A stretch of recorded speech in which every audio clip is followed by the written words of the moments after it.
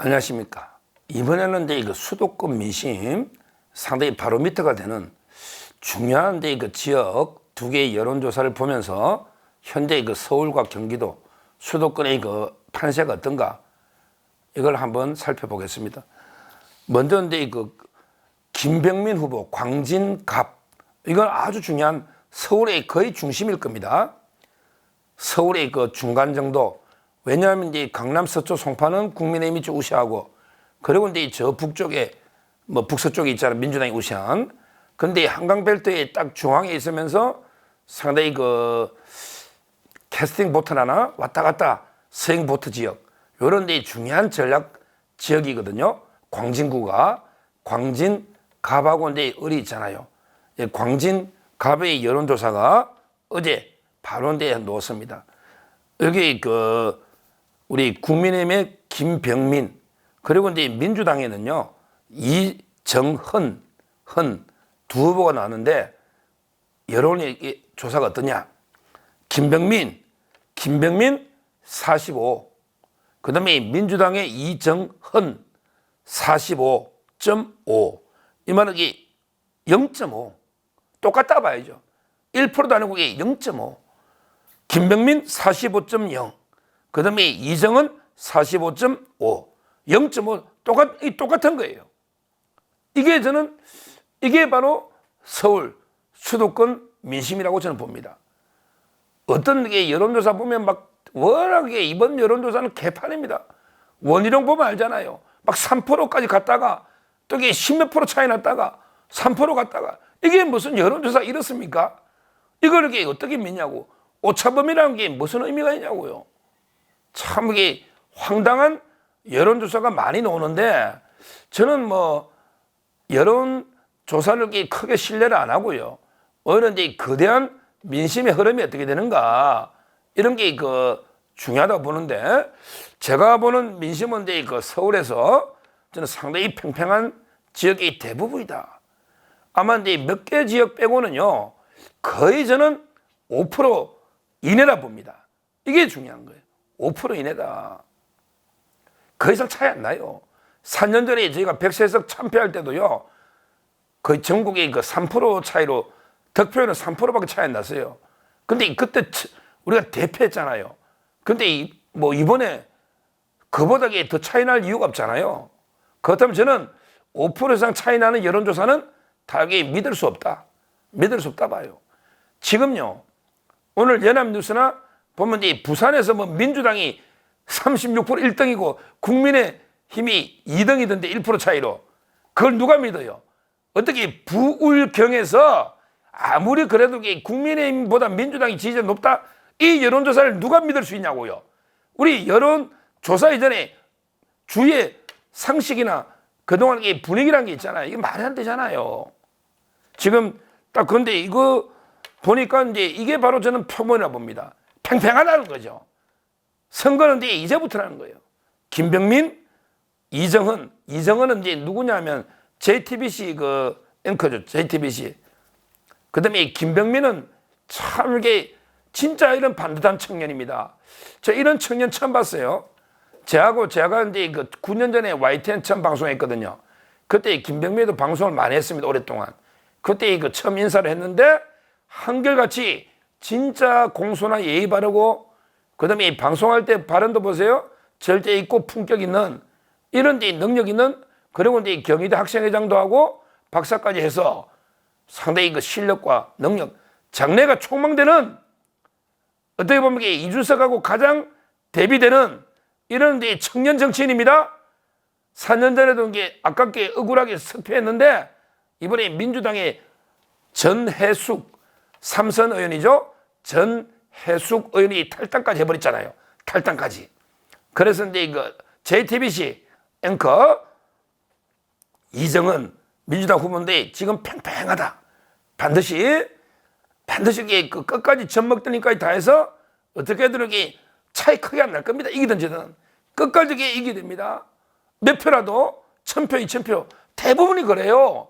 지금 서울의 중심 지역의 한강벨트가 대부분 그렇다. 이제는 내일부터는 숫자 여론조사도 공표 못하지만 그 여론 저는 이번에 선거 끝나면요 반드시 여론조사도 한번 여론조사 업체를 조사해봐야 됩니다. 여론조사 업체를 이렇게 조사해봐야 돼요. 워낙에 특히 김어준의 꽃부터 보면 완전히 조작된 여론조사 가지고 분위기를 잡아가는 거예요. 그리고 이게 굴이 몰고 가는 거예요. 참 이게 그 문제가 심각한 이런 겁니다. 이게 저는 진정한 여론이다. 서울은 이게 팽팽하다. 이렇게 보면 되고요. 그 다음에 그 경기도도 한번 볼까요? 대표적인 게 오산인 아마 이게 원래 보수 진보가 팽팽한 지역이에요. 오산 시장도 이제 저기 탈환했잖아요. 옛날에 안민석이가 5선을 했던 그게 황당한 거죠. 안민석 같은 자가 이제 오산에서 5선했던 그게 이게 그 부끄러운 어떻게 보면 이게 일입니다. 근데 오산도 상당히 저는 경기도의 중심 정도 되지 않을까. 양쪽에 팽팽한. 그런데 역시 여론조사 보니까 우리 국민의힘의 김효은, 은의 은자, 김효은. 이분이 우리 EBS의 일타 강사, 레이나 일타 강사. 인지도는 엄청나죠? 레이나 불리는 영어 일타 강사. 김효은 후보가 42.3, 42.3. 그 다음에 그 안민석이가 잘리고, 거기에 뭐 미래학자인지 뭐 무슨 학자인지 뭐 이게 차지호라고 왔죠? 차지호. 이 자도 이제 44.9, 44.9. 그 다음에 42.3. 그러면 이게 얼마입니까? 얼마입니까? 거의 이제 그 2.6? 이 말은 이게 오차범위 아닙니까? 2.6이면 이게 똑같다 봐야죠. 똑같다 봐야죠. 야, 김효은 후보가 이제 그 젊은 신인인데 상당히 그 선전하고 있다. 지금요, 여론조사가 엇비슷하게 나오면 저는 국민의힘이 다 이긴다 봐요. 오히려 이제 한 10% 차이 나야지 팽팽하다. 그 정도입니다. 그럼 실제 한번 보십시오. 저도 이제 10년 전부터 제가 당이나 대선 캠프에서 미래 뭐 전략이나 그 다음에 기획, 선거판에서 저도 이게 한 10년 이상 선거판에 많이 중요한 일을 관여해 봤습니다. 제가 박근혜 대통령 선거나 이명박 대통령 선거 2008년부터 20년 이상 제가 이명박 대통령 선거 때도 많은 일을 했어요. 박근혜 대통령 때도 이제 많이 했고요. 따라서 저도 이제 그 뭐 제가 아주 뭐 쪽집게는 아니지만 대충 이게 여러 사람들 만나고 방송하다 보면 많은 이쪽 저쪽 정보를 듣지 않겠습니까? 팽팽합니다. 팽팽해요. 근데 역시 오산에서 김효은, 차지호 완전히 거의 동률로 놓고 있지 않습니까? 자, 근데 이 문제는요. 이제는 이제 그 이종섭이나 황상무 이야기하는 분은 아무도 없잖아요. 이미 깨끗하게 사퇴가 이제 이슈도 안 되잖아요. 지금 어디 가도 전부 다 양문석. 오늘 이제 금감원에서 조사 들어갔지 않습니까? 이복현 원장 대출 불법이 맞다. 바로 이제 하루 이틀이면 나옵니다. 자, 불법이면 어떡할 거냐 말이에요, 민주당. 제가 이제 민주당에 또 비서실에도 취재 좀 되잖아요. 취재해 보니까 야, 민주당에서 이게 양문석이가 무섭대.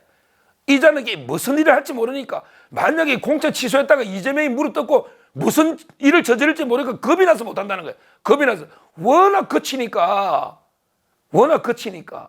아마 이게 그 불법이라고 판정이 나도 공천 취소할 수 있을지 없을지 그래도 유지할 건지 한번 이게 지켜봐야 되죠. 양문석. 그 다음에 많이 거론되는 게 바로 이제 유두 선생, 김준혁 내일 이화여대에서 대규모 집회한대요. 이화여대 졸업생, 재학생 사퇴해라 요구하고 있지 않습니까? 집회한대요. 그리고 거기에 조상호 변호사까지 조상호, 야, 쟤하고 이제 판도라 뭐 월요일 녹화하자는데 제가 안 나간다 했는데 조상호 변호사도 입이 거칠죠? 천안함 함장을 비해서 방송 다 잘린 게 조상호 변호사 아닙니까? 이번에 금천에서도 공천 떨어졌죠. 그렇게 밀어줬는데 대장동 변호사 거의 다 됐는데 조상호 떨어졌잖아요. 근데 조상호가 MBN에서 뭐라 했냐? 아니, 이화여대에서 성상납은 역사적인 팩트 아니냐? 사실 아니냐? 이런 취지로 이야기해서 또 이게 엄청난 지금 비난을 받고 있습니다. 그래 봐 계속 팩트라고. 그러면 이게 김준혁 교수는 이게 사과했습니까?